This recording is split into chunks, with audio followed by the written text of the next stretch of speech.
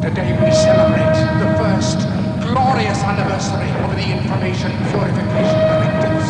We have created, for the first time in all history, a garden of pure ideology, where each worker may bloom, secure from the pests, obeying contradictory thoughts.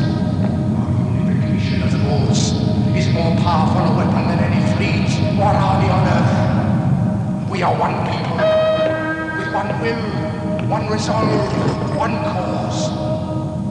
Our enemies shall talk themselves to death, and we will bury them with their own confusion. We shall prevail. On January 24th, Apple Computer will introduce Macintosh. And you'll see why 1984 won't be like 1984.